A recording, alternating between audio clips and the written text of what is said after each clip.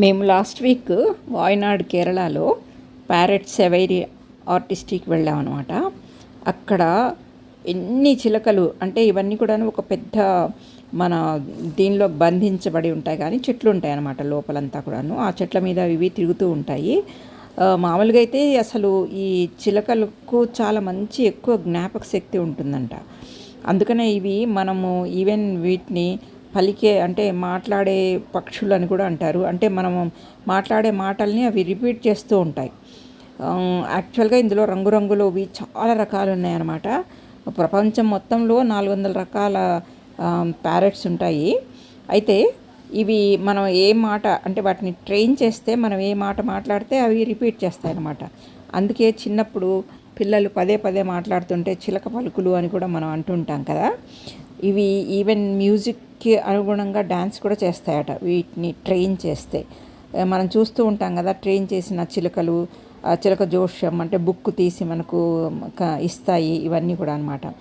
అయితే ఇంకొకటి ఏంటంటే ఈ చెట్ల మీద తీయని పండ్లు ఇవి వాటిని చాలా అంటే ఆ వాసనని ఇవి బాగా పసిగడతాయి అన్నమాట. అవి తిన్న ఆ ఫ్రూట్స్ చాలా తీయగా ఉంటాయి. చిలకకు కొట్టిన పండు తీయగా ఉంటుంది అంటారు కదా, ఇదే అనమాట. ఇంకోటి వీటికి అన్ని రకాల గింజలు కూడా చాలా ఇష్టము. గింజలు ఇందులో చూడండి పొట్టు తీసి మరీ ఈ గింజలు ఇవి తింటున్నాయి. తర్వాత ఇవి అన్ని రకాల పండ్లు తింటాయి అనుకోండి. జామకాయలు అంటేనే ఈ ప్యారెట్స్కి చాలా ఇష్టమట. ఇక వెజిటబుల్స్లో వీటికి మిరపకాయలు, చిల్లీస్ అంటే చాలా ఇష్టం అంట.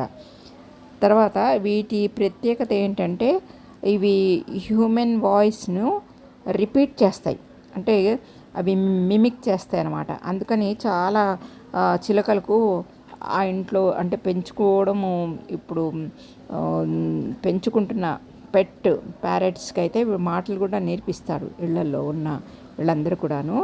తర్వాత యాక్చువల్గా ఈ మన భారతదేశంలో రామచిలుకలు బాగా ప్రసిద్ధి అనమాట. వీటి మెడ చుట్టూ బాగా ఎరుపు రంగు, నలుపు రంగు వలయాలు లాగా ఉంటాయన్నమాట. అయితే ఈ మామూలుగా ఇప్పుడు ఈ చిలకల జాతుల్ని మనం సంరక్షించాలంటే అడవుల నరికివేతను మనం ఆపేసేయాలి.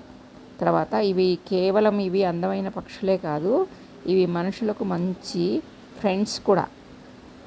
వీటిని మనము మన ఇష్టమైన విధంగా వీటిని మనము ట్రైన్ చేసుకొని ఇంట్లో పిల్లలు బాగా వీటితో మంచి టైంపాస్ అనమాట. తెచ్చి ఒకటి రెండుని మనము పెంచుకుంటే కూడా మంచిదే.